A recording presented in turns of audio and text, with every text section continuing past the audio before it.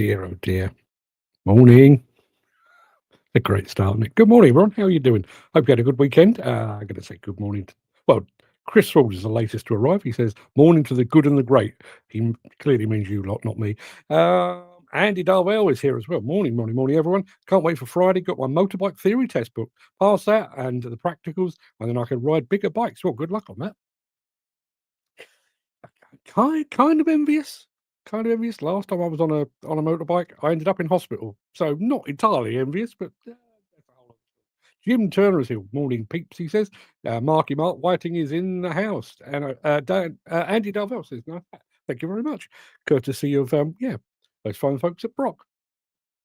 Who else do we have here? Let me just have a quick rattle through. Dan Cullen saying it's a bit damp where he is. At least the ducks will be happy. Yeah, a little bit damp here as well. Not cold at all. But it's no, not too bad. Gary Muirhead is here as well. Morning, Gary. I think that goes back to the beginning. Or did I see Andy Thornton? I did see Andy Thornton. Good morning, chaps and chapesses. Hope you're all fit and well.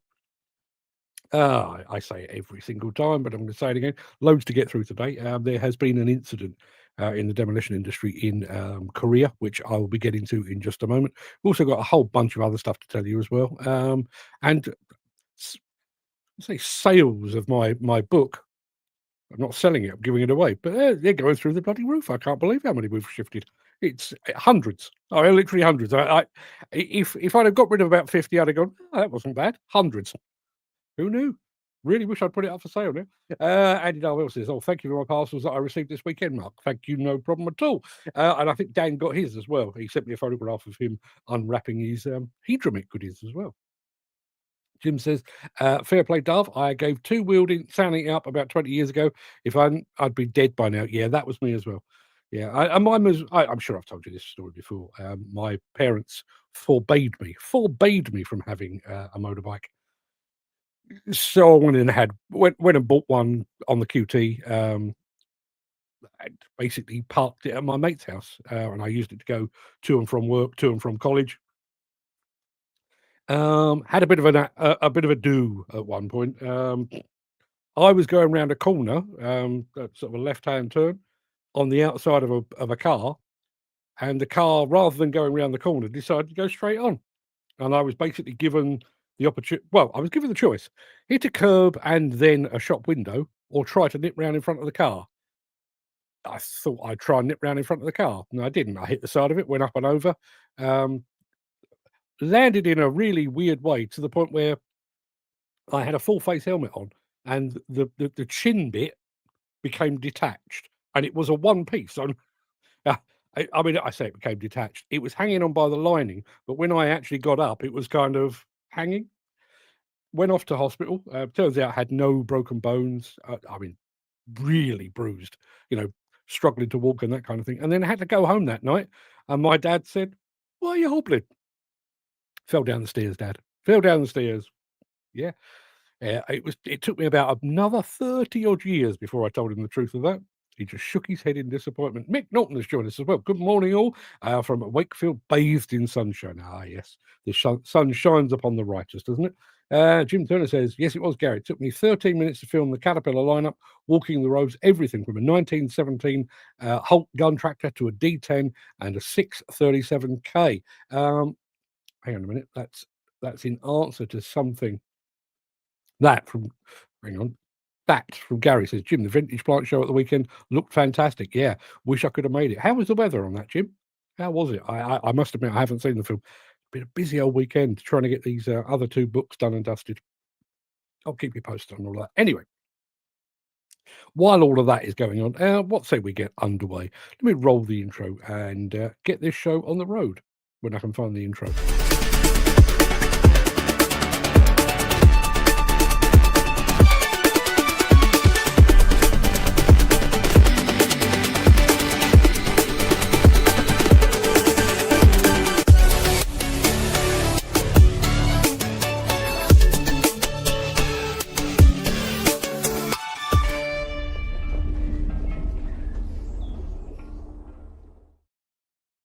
It is Monday, the 10th of November. Welcome to the Breakfast Show. I am your host, Mark Anthony, the Walrus of Demolition, the Lord High Chancellor of live streaming. And in today's show, we're fighting fire with a Dynaset-equipped rescue excavator.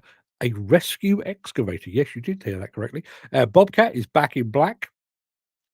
You could take your pick. You can go for AC/DC references on that, or Amy Winehouse. I'll leave it entirely up to you. Liebherr assists with the final float, and no key, no problem, with Magni. Plus, in today's edition of Mark's Morning Monologue, Ready Player One.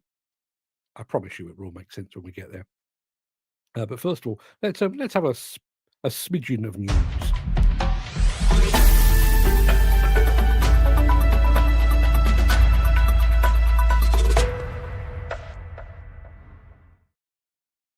Chris Ford kind of describing my accident. That normally ends Earth, Sky, ambulance.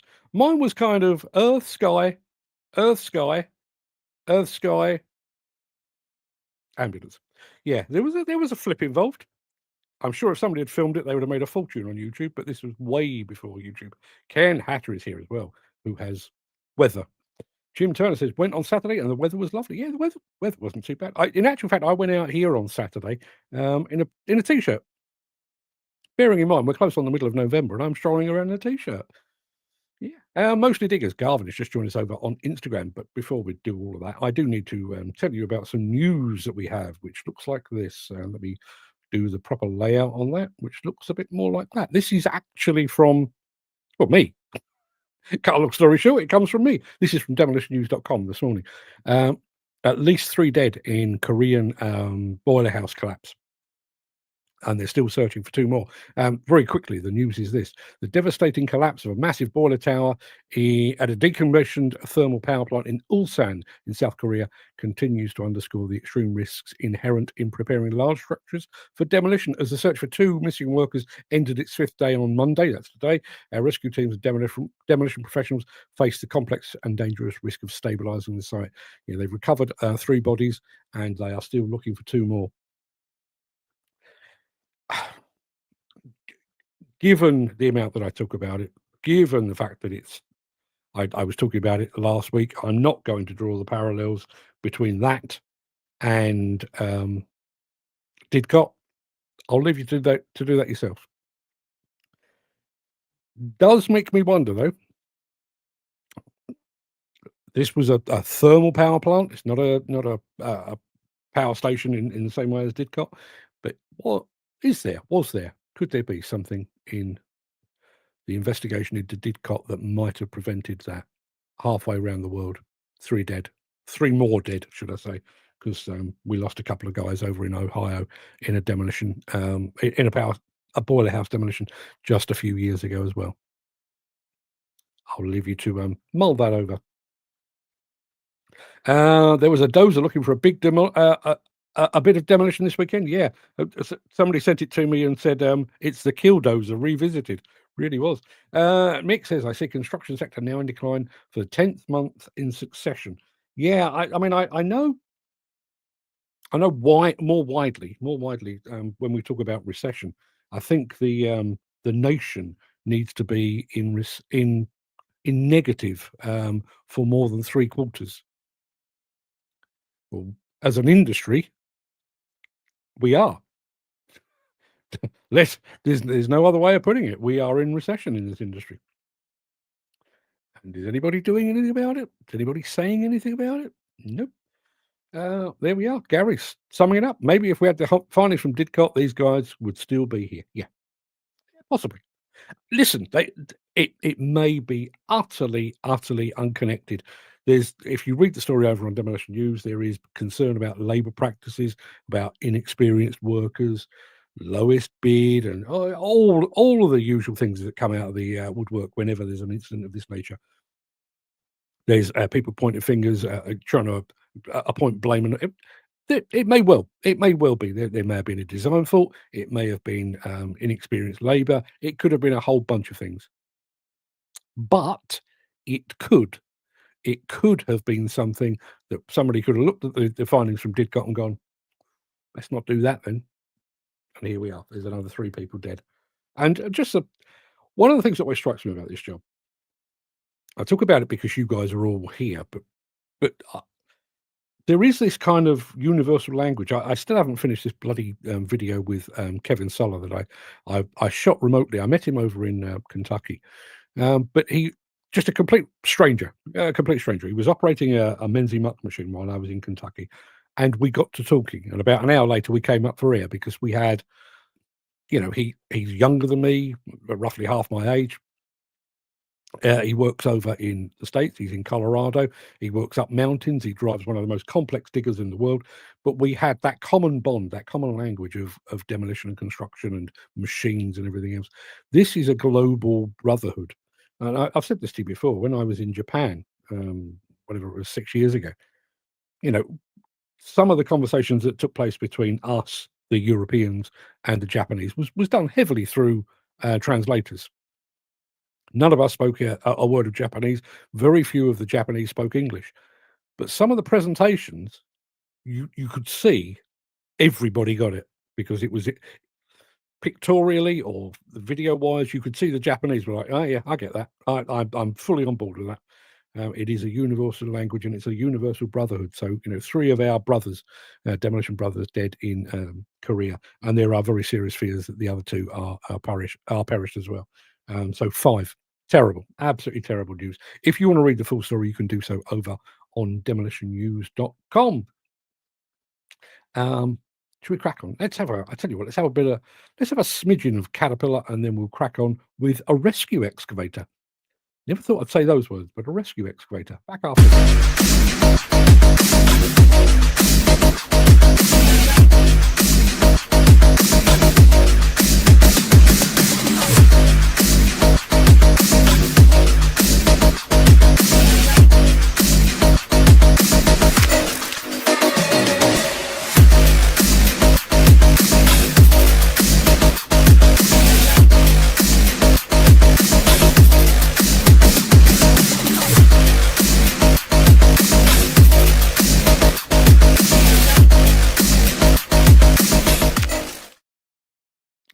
Right, so the machine I'm about to show you is it's a Hitachi. It is still a Hitachi. In a couple of years' time, I will be calling it a Landcross. I'll struggle to get my head around it, but I won't be calling it a Landcross. But the machine we're talking about is a Hitachi for now. However, what lurks on it, the Dynaset system that lurks on it, is the interesting bit. This is a fire rescue excavator. Yeah, take a look.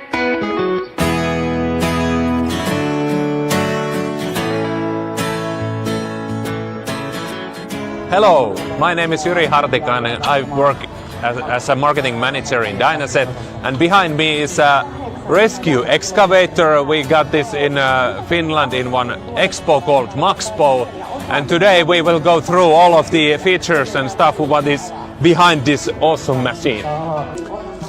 Okay, here we are in the cabin of the excavator. This is actually a Hitachi excavator, 25 tons, a crawler base. And here is where the magic happens. The operator operates here of the boom of the machine and the demolition grab. On the left side and actually on the right side, we both have a radio communication system, so the firefighter can actually be in contact with the other guys on the field.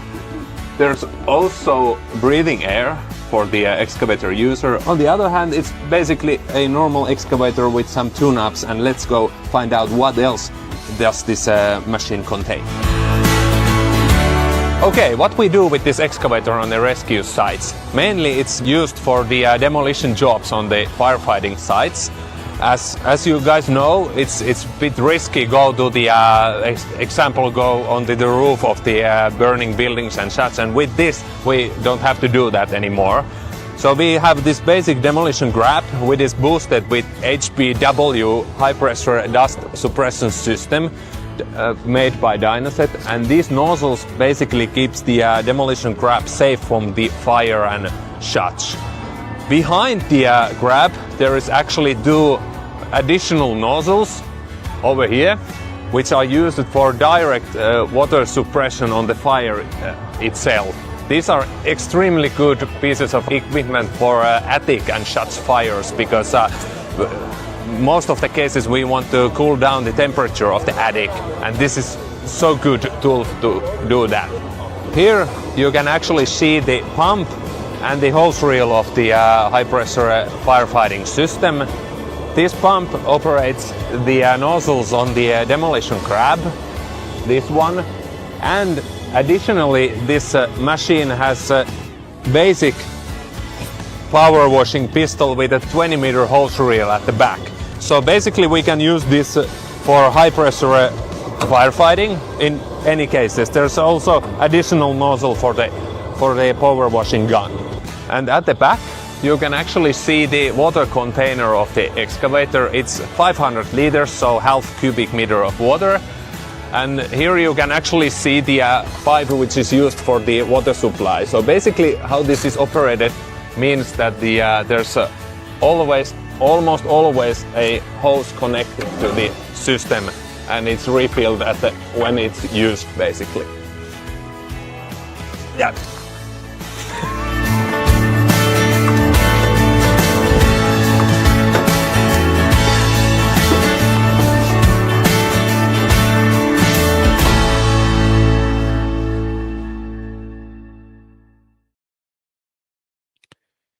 Right.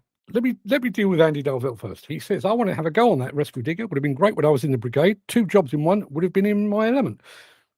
I absolutely agree. I have one question about that, and that is deployment.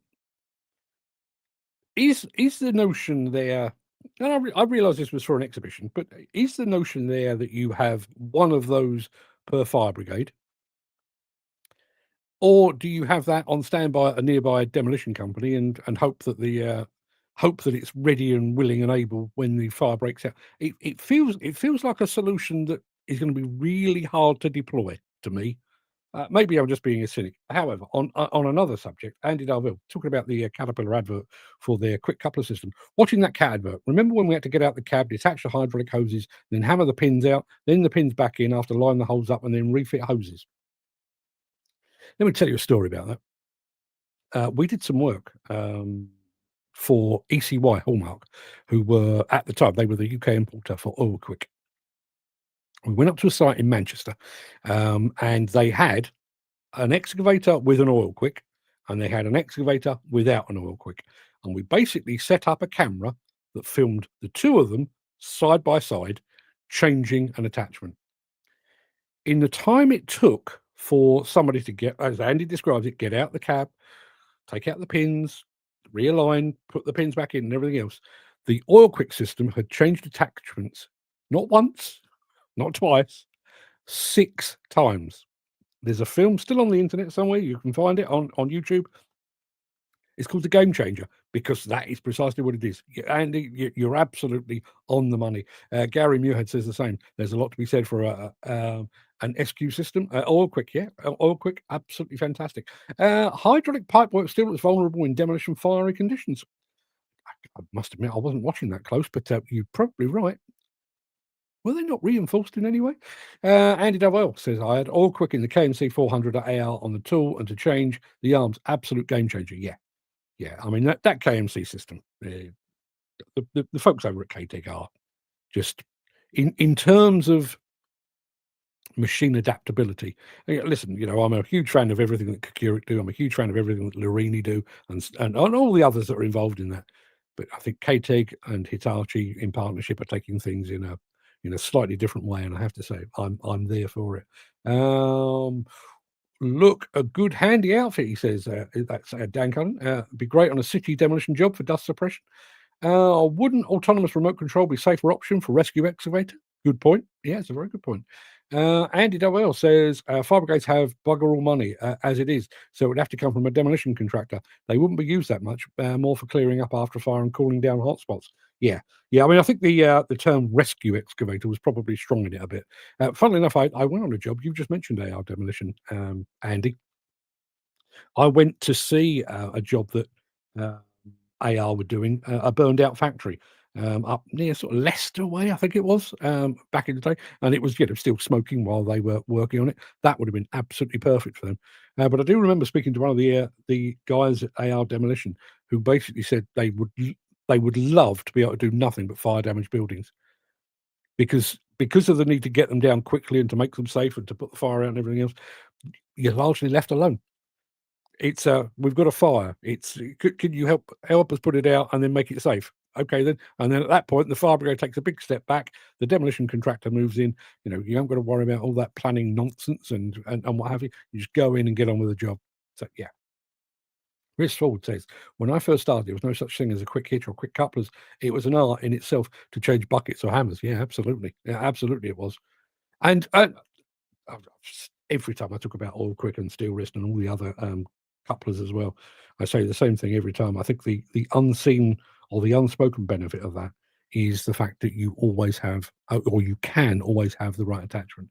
I think there was a temptation in the past, demolition, for example, if you were working with a grab and you came across a bit of steel, it was such a pain in the arse to drop the boom, take the grab off, put a shear on, put it up in the air, cut the steel, put it back down, put the grab back on. Pain in the arse. As a result, nobody did it. So you'd end up with people getting hold of a piece of concrete attached to steel, wiggle it about, strain through the attachment, strain through the dipper, strain through the boom, damage all around. Now, I could drop that off and be back to work in 15 seconds flat. You end up using the right attachment. Everyone's a winner, as they say. Jim Turner says, sit one of them on a low loader in the centre of the country would be a good addition to the brigades. I think it would, but as I think, as Andy Darvell has said, the issue you have, lack of cash. It's bizarre, isn't it? We can find money to fight wars, but we can't find money to fight fires. Anybody else think maybe we have our priorities just a little bit wrong? Andy Darvell says, more for industrial fires when you have to drag out mountains of crap to spread it out and cool it. Saves doing it by hand, which I've done a few times. In BA, getting very, very hot. Yeah, I bet. Be better with a blade on for field fire to carve fire breaks. That's a good point. Yeah. So I do find that an interesting one. You watch some of the forest fires, particularly in the States, where they do the fire breaks, but they also do that. They literally fight fire with fire. If we burn all of this brush, then that's where the fire will stop. It can't go beyond that because it's already burnt. Literally fighting fire with fire. Incredible stuff. Anyway, people, still loads to go through. Back in Black with Bobcat in a moment after this. If you are enjoying this episode, please consider supporting the show. You can leave us a tip at buymeacoffee.com/demolition news. It's just occurred to me while I was saying that. AC/DC did Back in Black. Amy Winehouse did Back to Black. Doesn't actually matter, to be perfectly honest, but we are going black with Bobcat.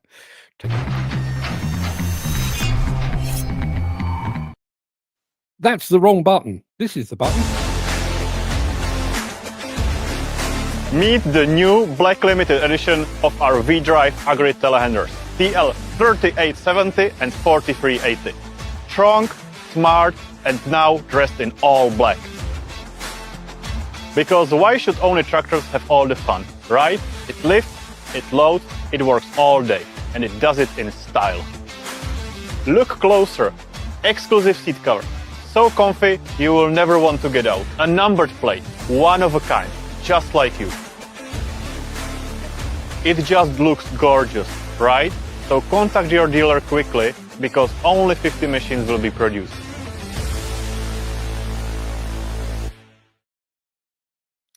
Yeah, as Andy Darvell says, sexy in black. Yeah, isn't that always the case? Isn't it? Anybody else kind of like a bit of goth about their let's stop there, shall we? You forgot the Rolling Stones. Paint It Black. Yeah, absolutely. What a song that is. Oh, what a band. Greatest band of all time? Probably. Let's have a look. Andy Darvell says, get rid of the fuel by burning it, and there's nothing left to burn when the big fire roars through. Yeah, that's what fire breaks is all about. We've got a longer film for you coming up in a moment. It's from Liebherr. It's crane related, which is not normally our thing, but it is Liebherr, and it is an absolutely fascinating job, proper engineering at its finest. So stick around. I'll be back after that. Since the finance bill came into effect in April, the construction industry has seen a surge of fuel thefts. The rising cost of living has placed an additional risk of theft by employees and contractors, as well as opportunistic thieves. By using diesel dye and placing warnings of its use, you are sending a clear message that this is your fuel.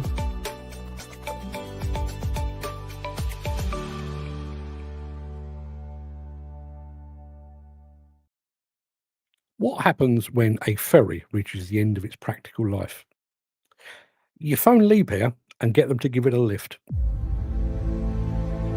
An unusual form of transport and an industrial monument, the suspension ferry under the Iron Railway Bridge in Rendsburg. It has been transporting cars, cyclists and pedestrians across the Kiel Canal since 1913. After over 100 years, the original gondola from that period needed to be replaced with a new one. One early morning in 2016, an accident occurred when a ship crashed into the old suspension ferry. The ferry was then dismantled for safety reasons and stored in a dockyard. It was no longer possible to use it, and the fate of the old ferry seemed sealed. It was to be disposed of. But I was able to buy it. The intention is to restore it as an open terrace, as a lounge with a view of the water and the ships, like we're experiencing right now, so that people have something to look at while they listen to music and eat tasty food. And all while experiencing this historic suspension ferry. First, however, the old ferry had to be transported around 2 kilometers to its final harbour. It was hung on 4 sets of hooks, transported on a low loader, and then transported by ship. We'd already set up a crane the previous day, the first Liebherr 250-ton model, and the second came along this morning at 6:30 and has been erected in the harbour. The aim was to work in parallel with 2 cranes, loading and reloading onto a pontoon.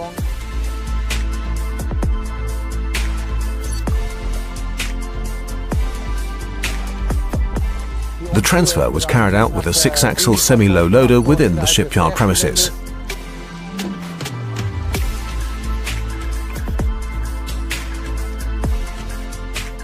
Once the first crane was finished, it was relocated to the district harbour in Rendsburg, where it was rebuilt, complete with 88 tons of ballast.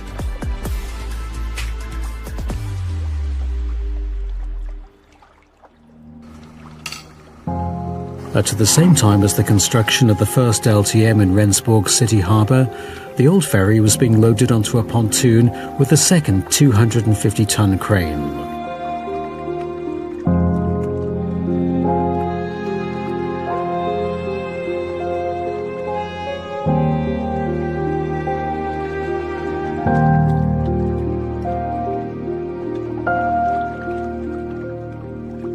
Immediately after the ferry was set down, dismantling of the second LTM 1250-5.1 began. The project was supported by numerous helpers and sponsors. As a thank you and by way of recognition, they were able to accompany the old suspension ferry's final journey.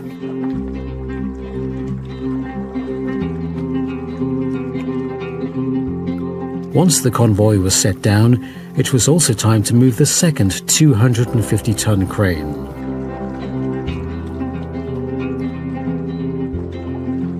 The short trip also took them under the high bridge, past the new ferry, and thus past the former site of the old gondola. It had been in service here for more than 100 years, suspended from long steel cables. Up to 520 vehicles and 1,700 people would cross from one side of the canal to the other every day.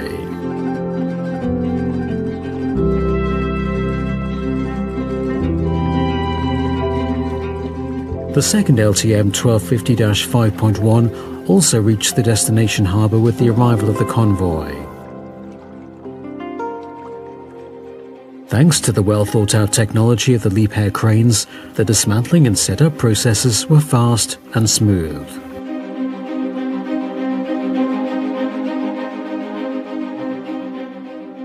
The ferry weighed 42 tons. That was the original specification we were given. A few parts had been removed, so ultimately it weighed just under 40 tons. Because of the boom radius and the weight, we had a boom radius of up to 25 meters in this instance, we had to use 2 cranes in order to be able to move it from the pontoon to the intermediate storage area.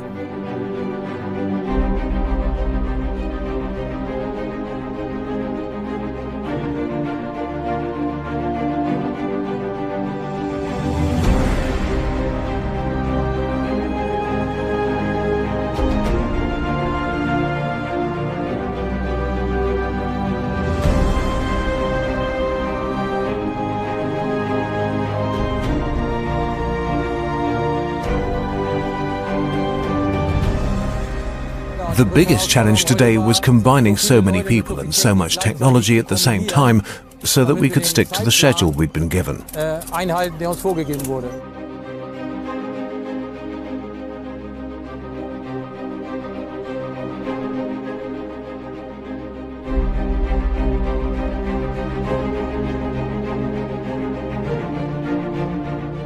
The ferry was briefly parked on temporary foundations, from where a crane took it and placed the ferry in its final position.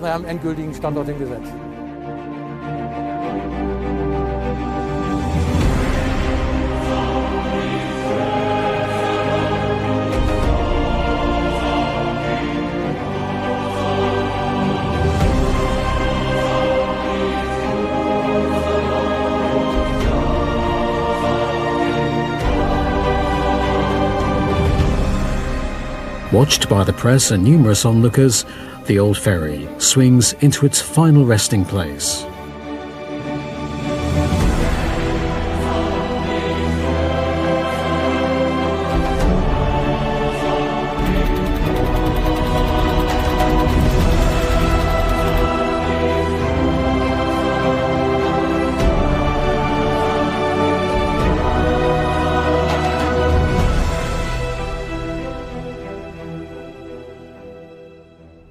Both of the cranes from Liebherr 250-ton models, each with 88 tons of ballast, were used here. All in all, 15 people were involved on site with this project, and we've so far managed to stay perfectly on schedule.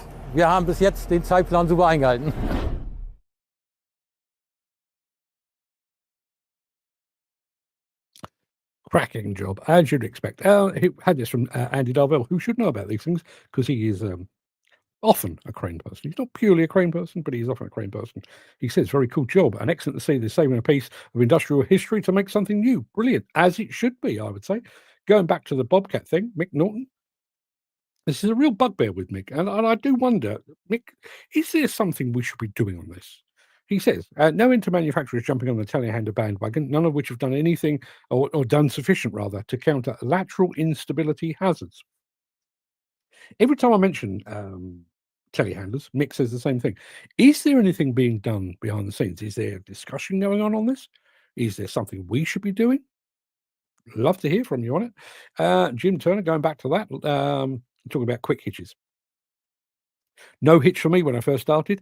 Changed buckets on the 3CX without getting in and out more than once. Yes, I might have got trapped if I got it wrong, but it saved my knees. Not sure that's a good enough excuse, but I can take your point. Gary says, we've got an old wheelhouse from the ship that's being dismantled as a control room. How cool is that? How cool is that?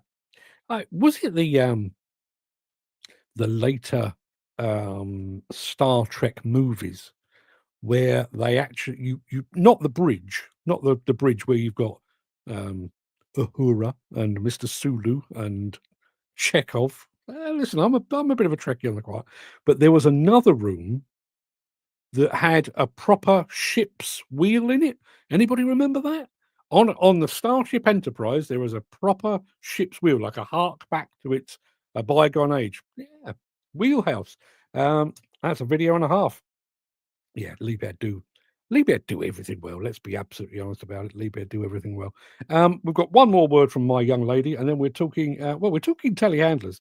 So yeah, red rag to a bull as far as our friend Mick is concerned. But we're talking specifically keyless operation. Back after.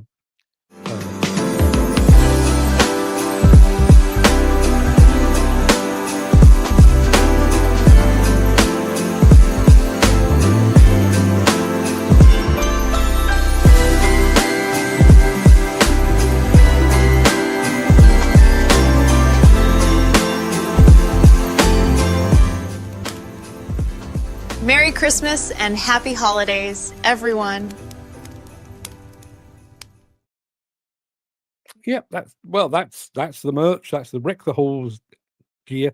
I've been thinking about doing, and that's not true. I showed that to my other half, and she said most of the people that are likely to buy these are men. You should do one featuring those T-shirts with men wearing them. She's probably right. Just don't think I can bring myself to do it.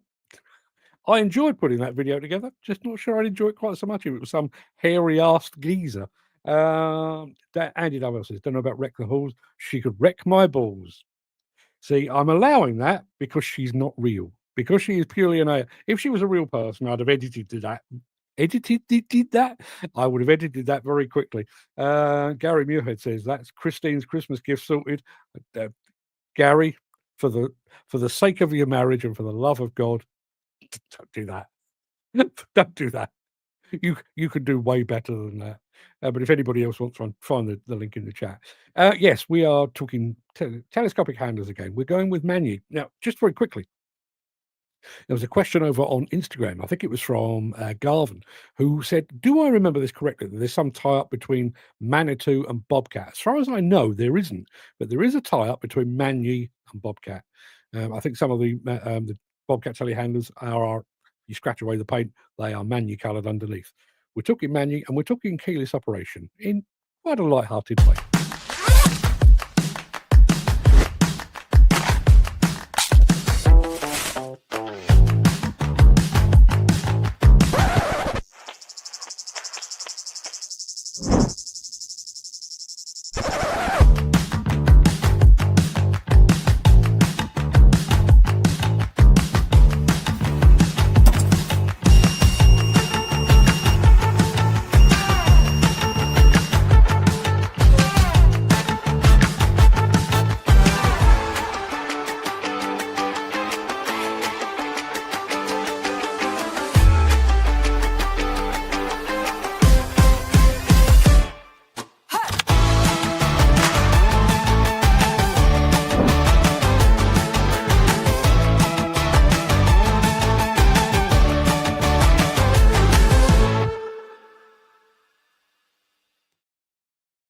Yeah, in just a short time, we've gone from one key fits all to no keys at all.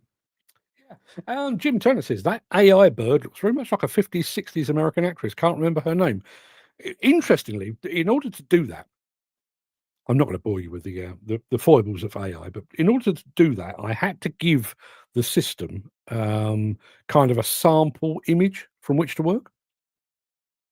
So I thought rather than trying to suggest that, our adverts were being done by Keira Knightley, tempting though it was, I actually got a picture that was AI and then got the AI to produce a video based on that AI. But I could, I've just said, we could do an advert of that for, featuring some men. I could quite easily take would be a good one. Brad Pitt. I could get Brad Pitt to advertise our T-shirts. Not entirely sure where I stand legally on that, but I could do that. Gary Muirhead says, I've already got her a new iron and ironing board for Christmas. Gary, as soon as this show's over, I will go away and make up the spare room because she might be needing it. Well done. Mick Norton says, the BBC excel at editing. Don't all the news stations these days? Why is he wearing a hard hat in a cab? Does he not trust his driving? But they not wear one in the yard. Yeah, I got the impression this guy was a model or an actor rather than an operator. You'd have thought somebody behind the camera would have gone, that's mad what you're doing there, right? But they never do they? Anyway, people, that should just about do us for today. I am going to roll the outro in just a second before leaping gazelle-like over into my morning monologue. If you can't stick around for that, please stay safe. Look after yourself, your family, your friends, and your colleagues. I hope to see you again very soon. But if you do have the time and the inclination, stick around for I shall return after this.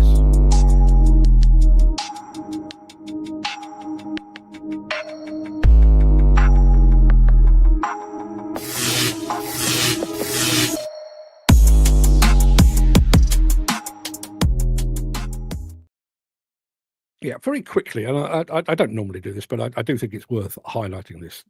the inspiration. This is a complete work of fiction. What I'm about to tell you is a complete work of fiction. And the way it came about was literally a bunch of different threads in my head about things in the industry, like AI, like autonomy, like simulation, like our questionable relationship with competence cards, with our lack of young people coming into the industry. And all of those went into a little back burner in the back of my head, cooked and cooked and cooked. And then when it was done, there was a little ping sound and it came to the front of my head. That's what you're about to hear. So if you're wondering where it all came from, there is some sense in it, I promise you. So this is called Ready Player One. The heads-up display in his machine flashes electric blue. Welcome, trainee Riley, session 1. Riley is 19 years old. He holds an old-school competence card that proves he passed a test at college. But here on site, he's a newbie, a rookie, unqualified. He slides into the seat, adjusting it along with the position of his joysticks. Everything about the machine's interior feels at once familiar, unwelcoming, yet alien and even menacing. As he puts on his headset, the heads-up display changes. Instead of his name, the display scrolls through machine functions, analyzing every component, every action. The display settles on a display that is alive with data streams, power consumption, wear index for the boom, wear index for the undercarriage, wear index for the attachment. Do those again. Wear index for the boom, wear index for the undercarriage, and wear index for the attachment. These readings rise and fall like sound waves before setting to their current state. A red LED flashes, showing that the in-cab camera is working and that he is being watched. And unbeknown to Riley, the in-cab air filtration system has already analysed his breath for the presence of alcohol. A voice crackles in his headset, crisp and impersonal. Trainee Riley, your telemetry is online. Let us begin. His first few cycles are careful, tentative. The machine logs his electricity consumption at 3% above optimal. The attachment wear index creeps up by 2.3%. The cab camera scans his eyelids, his head position. It flags a micro blink count high, an alert that makes Riley's palms sweat. He's passed the competence card test with flying colours, top of his class. He has the certificate under his belt, but here, live on site, everything is under the microscope. Behind the scenes, in a global network deep within the system's tech infrastructure, data is streaming in from hundreds of thousands of machines across thousands of sites, across countries and across continents. Telemetry, grade control, alertness monitoring, cycle times, idle times, all feed into an AI engine called Aurora. Among its tasks, benchmarking operator performance, identifying patterns, flagging weaknesses, issuing training prompts, and yes, ranking the operators. Riley was told he would be competing against other operators on the site. He liked the friendly angle, best operator of the week. But the truth, he sensed, was darker. He's actually competing globally.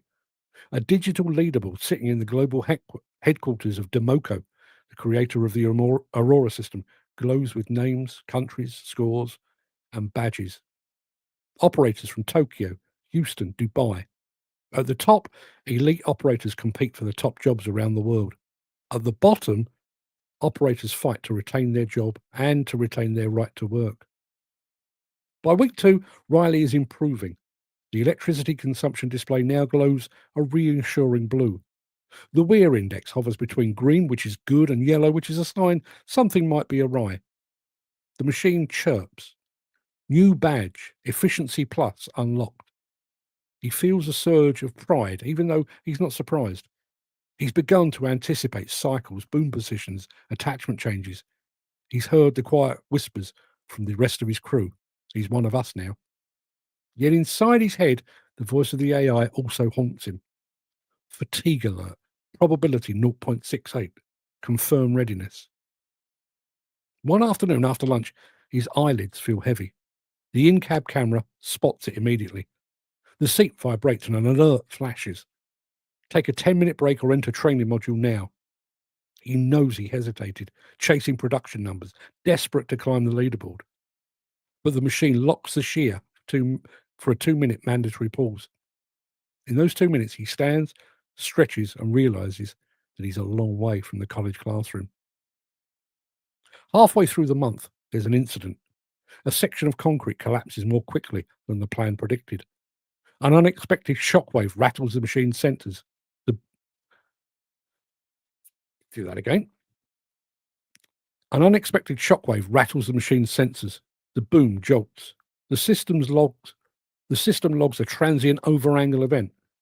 In milliseconds, the AI logs Riley's reaction time, his adjustment of stick and boom, his joystick response. The cab camera registers one tiny lapse. He looked away just as the concrete gave way. The machine voice comes. Alert. Operator performance below threshold. Reviewing session. Training module triggered. Riley's heart sinks. The global network won't forget this. The leaderboard flickers and his name drops from a rank of 4 to a rank of 12 on the site leaderboard. And globally, his position plummets. The site manager isn't angry. He's mechanical. Riley, take the simulator this afternoon, run 10 cycles, then we'll reassign you until you're clear. Riley nods. He knows the rules. He has to earn his seat all over again. 6 months in, Riley has a rhythm. He's no longer operating the machine. He's managing it. He monitors the screen himself, anticipating when system temperatures might climb. He treats the cab camera as a mirror, keeping his posture and his focus.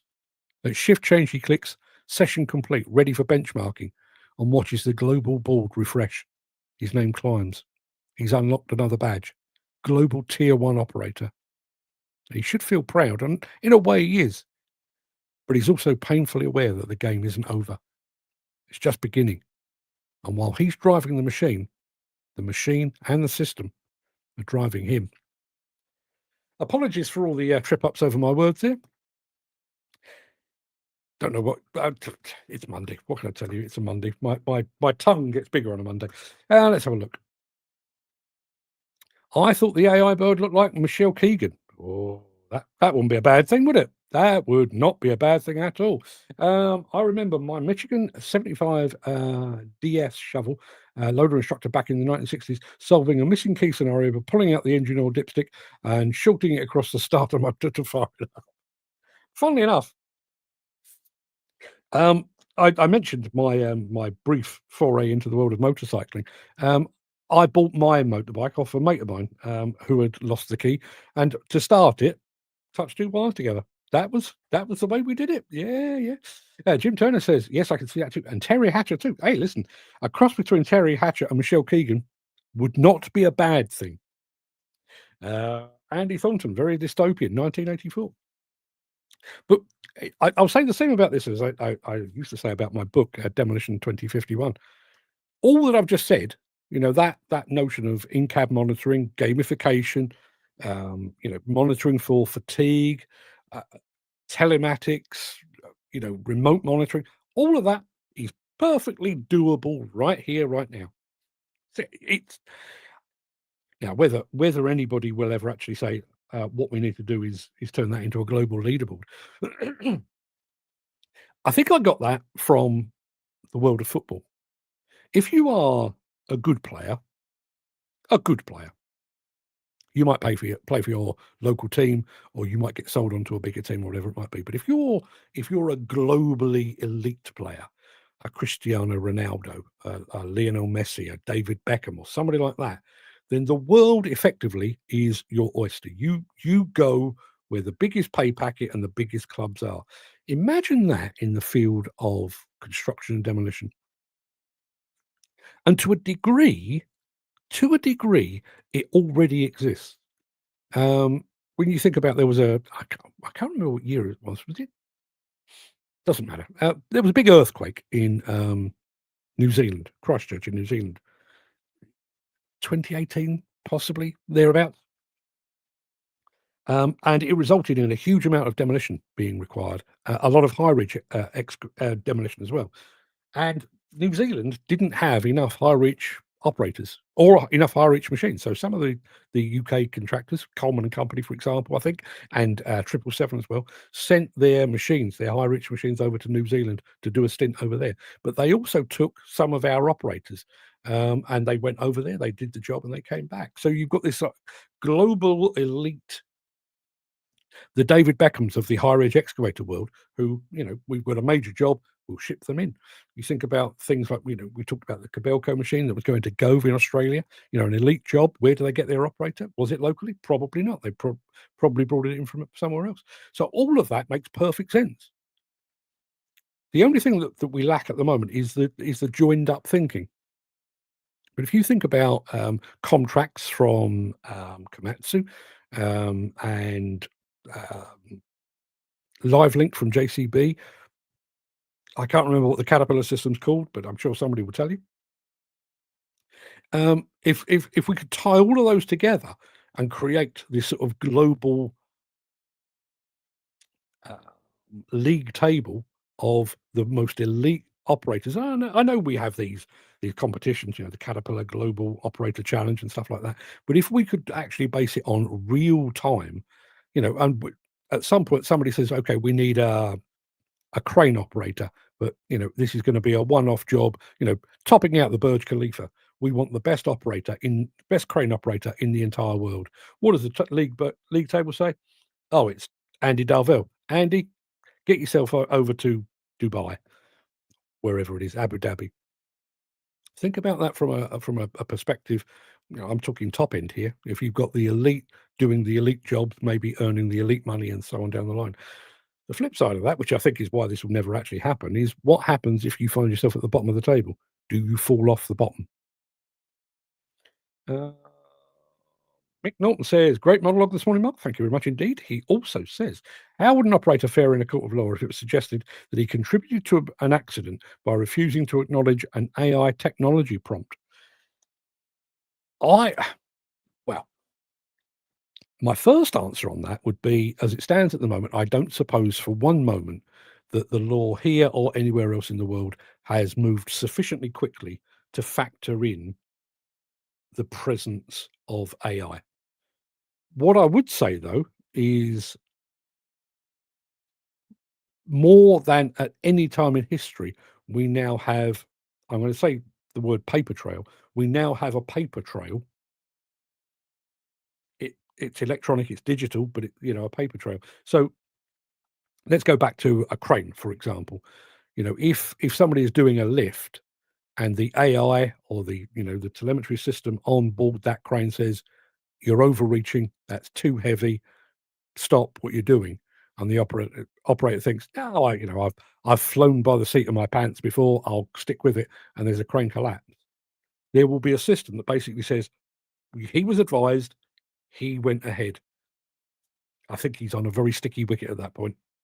As I say, I don't actually think that the legal system or the judicial system has moved sufficiently quickly to actually make allowance for that. But you'd have to think it will come. Much the same as, we're talking about driverless cars. There will ultimately be an accident involving a driverless car. There absolutely will. The law will need to change to make allowance for that. Who is to blame for that? Is it the person that should have been behind the wheel and maybe wasn't paying attention? Is it the manufacturer of the car? Is it the manufacturer of the software system that was driving the car? Is it the global positioning satellite that was driving the car? Who knows? All of that needs to be worked out. I'm actually surprised there are not more AI in. I'm actually surprised there's not more AI in demolition construction industry and watch guys operating plant. Yeah. One of the most intriguing parts of my discussion with the folks at CM Labs when we were over in Louisville, they use their simulators to go into schools, colleges, universities, and show off how machines work and to give people a bit of an insight and a bit of a flavor for you might want to consider this as a career, trying to encourage young people in. But one of the offshoots of it is actually having it within a demolition, a construction company. They do quite a lot in port handling, so in a port handling company as well. So if there's an incident, you can take the operator and say, okay, we'll go and spend a spell on the simulator, and we'll run you through some tests, basically refresher courses. If there's a near miss, go and sit on the simulator and we'll take you through. But if you imagine, yes, a simulator will cost you a lot of money in the initial stages. But imagine if you could, by use of regular simulator training, you could reduce your fuel bill by 1% in a year. You've paid for your simulator many times over, I would imagine. Imagine if by, regular, maybe once a month you go and do some refresher training, but you are watched intently by the AI on board that system. How you operate, how quickly you operate, how carefully you operate, what your eyes are doing, are you checking all around you, and all of the things. If by doing that you can see your near misses and reportable incidents, you can actually see a physical decline in those. Is that not money worth spending? So I'm in agreement with our friend. Oh, it was Dan actually. I'm surprised there's not more. I think there is. I think there is a bit of fear around AI anyway, but I think there's a big concern about cost and everything else, and operators' human rights. We're being spied upon and everything else. You're being spied upon all the bleeding time. Every time you turn your phone on, every time you walk into a shopping centre, every time you walk down the high street, you're being monitored. Get over it. But if that system is monitoring you and it can literally take you to one side as an operator and say, you're doing this, if you did this, you'd be 4.7% safer, or you'd use 0.1% less fuel, or whatever it might be, is that not a good thing? And if you've been watching this show, and I think we did it as an evening show, we had a guest on from Volvo a good 2 or 3 years ago, and she was talking about this notion of gamification. Imagine that. I don't know how many guys you've got working on your respective sites, but if you've got, let's say that there's a dozen, and you're all operating different machines and different sizes, different types, different duties, different cycles, and everything else. But if your performance in terms of efficiency, productivity, safety, fuel consumption, wear, and everything else, if that could be pulled into a spreadsheet by an AI, and the AI at the end of the week says, top operator this week, Andy Darvell. I don't know, give him a WH Smith voucher. I don't know why the fuck you want one of those, but give him some sort of reward. But at the same time, you're giving him some sort of reward. Fred Bloggs, who came in last on that league table and has done for the last 3 months, take him to one side, up his training, do a bit of focus on where he's falling short, and bring him up to standard.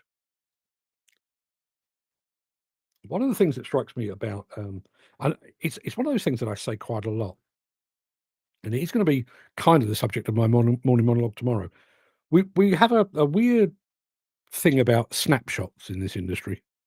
We hand somebody a competence card because at that point in time, they did enough to qualify them for a competence card. What are we doing to increase their knowledge, their capability, their skill, their safety tomorrow, next week, next month, next year? Yeah, I know. I always draw the comparison between competence cards and driving licenses. I've only ever sat one driving license. I've never had to go and learn again. So I understand that. But bearing in mind, that we're talking practical skills here, should we not be? Think about, whenever I talk about World Mental Health Day, people don't get depressed one day a year. They get depressed and potentially suicidal multiple times in a year. And yet we talk about it once a year. Women in Construction Week, we talk about it once a year. Well, we need women in construction this week, next week, the week after, and 6 weeks down the line, every single day. Think about that from a training perspective, or from an a digital perspective. You've got an operator, and you can slowly drip feed a little bit more experience, a little bit more refresher training, just a bit more skills stretching, and you can take. I mean, the reason I went for the name Riley sounded like a modern name. So I'm talking about a few years hence. But if you could take Riley with his competence card and put it on a machine, but that machine would gradually stretch his capabilities. So by the time he's a year in, he's not just qualified; he's an operator.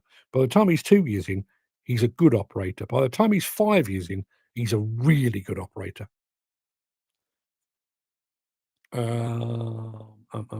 Apparently, the actress that we were talking about, looking like for our AI, was Sherry Lansing. Bear with me for one moment while I look up. Let me see if I can do that. Sherry Lansing. I've got lots of modern photographs of Sherry Lansing. Don't really do her justice, I have to say. Now, bear with me 1 second. I need to save that. Hang on a minute. I think you could well be onto something here, Jim. Let me see if I can bring that up. I need to take that away. Stop that. Image.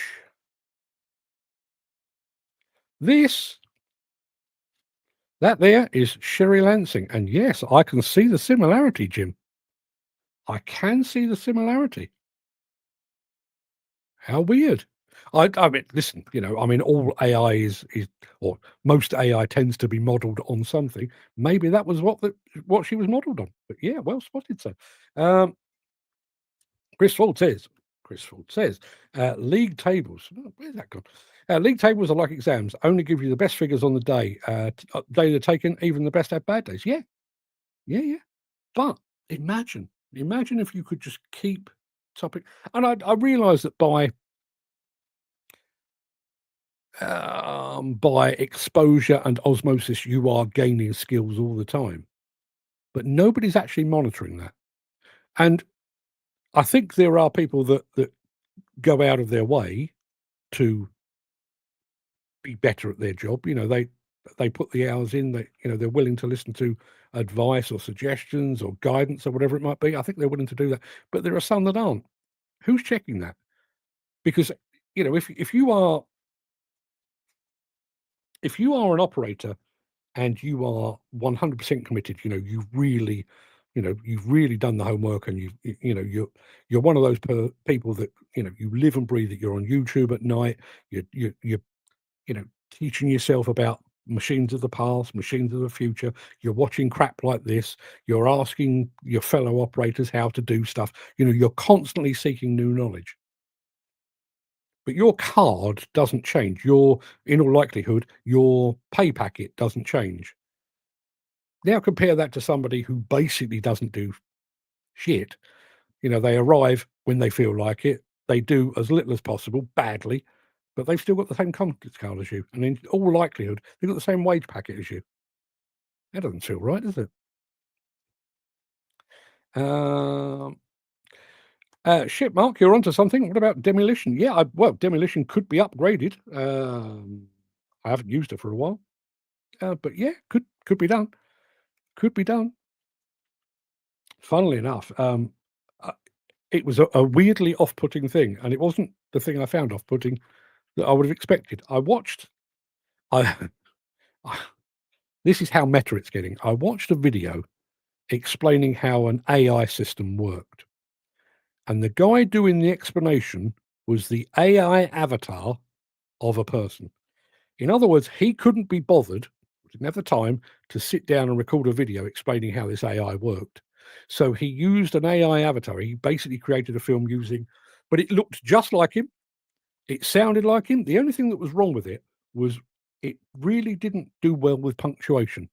So rather than speaking and leaving gaps and taking a breath to emphasize things, it just read the script like this, and it just didn't stop, and it never let out. And after about 5 minutes, like, I just can't do with this anymore. But the fact that you could, I could script this show, load it into an AI, and let somebody that looks like me do it for me. If I was going to go to that trouble, I've got to be honest, I'd make me a whole lot better looking, but that's a whole other story. Jim Turner says, very sexy bint. Yes. Good morning to our female viewers. Dan says, whoa, oh my God, she's hot. I don't know. I didn't know who she was, although looking at those photographs, apparently she was in something with Tom Cruise. I don't know why she's passed me by.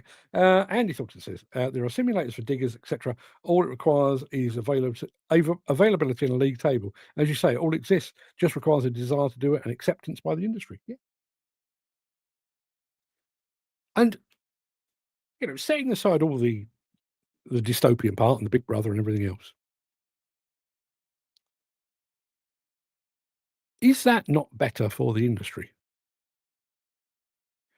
For example, and let's just even talk about internationally. Think about this from a national perspective. So you've got some footings to be dug for a new housing estate, and it's not. I couldn't do it because I'm not equipped, but it's not the most complex thing. You could take a half reasonable operator, make sure they're fully instructed, and you'll be okay. So you could take somebody from the middle of the league. You could take an Everton level operator and put them on the footings for a housing estate. But then along comes a project like Hinkley Point or HS2 or something where absolute quality and precision is required. You look at the league table and you say, okay, who is currently the Arsenal, the Liverpool, the Manchester City of the operator world? Because that's who we need for this job. And we'll pay them accordingly. Yes, Dan Cullen says a West Ham operator. No, nobody would want that. That may have been a West Ham operator doing the damage with a dozer over the weekend, and he wasn't even trying to do damage. He just didn't know what he was doing. That's like 3-1 last week, 3-2 this week. We've turned it around. Till we play next. Chris Ford said, if the industry took the idea of league tables and AI simulators, would we end up with another fiasco like the card system? My personal feeling here is this is better than a card system. I did O levels when I was at school, and I got a grade A O level in English. It was always my specialist subject. I got an A level, an A grade O level. Okay. By the time I'd been left school for a few years, I'd go for a job and somebody's, what are your qualifications? O level in English. Now I got a grade A O level. I'm not boasting. It wasn't hard. But somebody with a grade B or a grade C or a grade D O level in English, they still got an O level. As far as that interviewer or that person recruiting is concerned, that person with the grade D and me on my grade A we're equally qualified. Yeah, I would point out that no, I'm much better than they are on that day. Would that system not be more of a reflection upon current skills and upon ongoing learned skills? We talk about CPD, which I can never remember what that stands for. Is it continuous personal or professional development, whatever it is? CPD. So you earn CPD points for going through seminars and doing additional tests and everything else. What about that from an operator's point of view? Applying CPD technology to those guys. So you've qualified on a 20-ton excavator with a bucket. You're basically qualified to dig holes. You're good at it. You're good at digging holes, but that's what you're qualified to do. But then the next job that you're on requires you to use a grab and a pulverizer or a multiprocessor. Somewhere in that system, that guy that we've got down as a bucket merchant, actually he's a bit tasty on the attachments as well. What about if you go forward a few months and that guy jumps ship and ends up working for a demolition company, and they put him on not a big, but I don't know, a 15-meter high reach. All of a sudden, he's got more skills. He's got 15-meter high reach experience. So when somebody needs a 20-meter or a 25-meter or a 30-meter, he would be a good starting point. Yes, he would require some additional training, some additional assistance, but he would, and you see that progression. Whereas it stands at the moment, I've got a card. And unless I renew that after a year, 5 years, whatever it might be, that's exactly what you've got. You've got a card. Dan says, that's some monologue, Mark. Some great points. I'm surprised no one has this yet. Is it in the books for the future? I wouldn't like to say. I wouldn't like to say. I mean, to give you an example of how technology is kind of held back. I was talking to a company not so long ago about how they monitor machine performance, not just in terms of fuel consumption and stuff, but, actual usage. So, we all know that a lot of machines, depending on what the machine is, but, something like a site dumper might actually be idle. If the working shift is 10 hours, that site dumper might be idle for 8 hours of that. We know that now.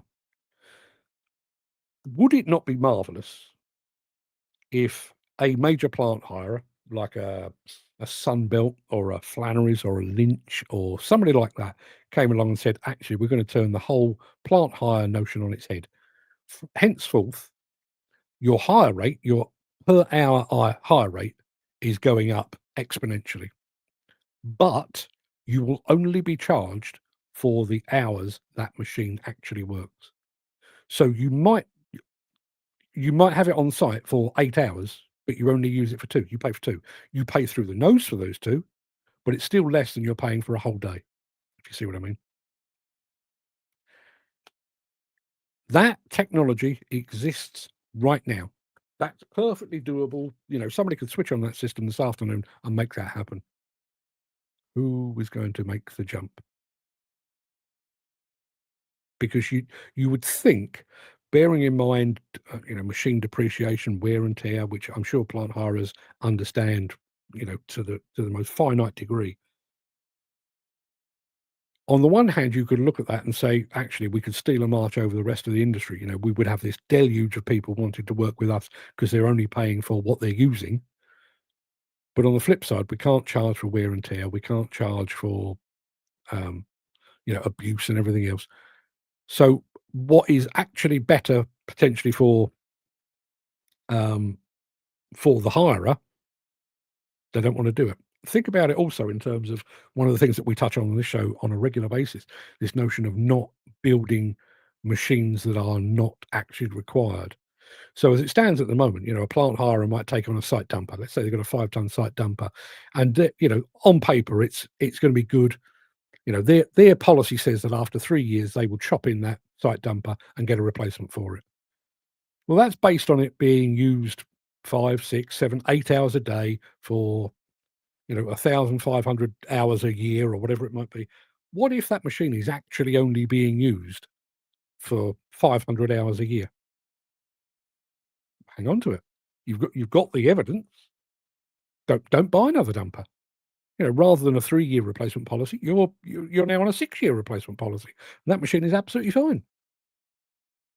Better for the environment, not necessarily better for the manufacturers, who I'm sure would want to sell more machines.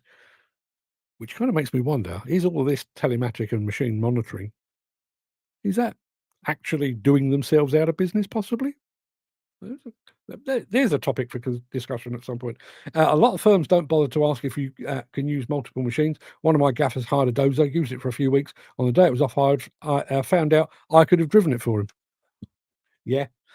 Well, and that cuts both ways, doesn't it? You could have driven it for him.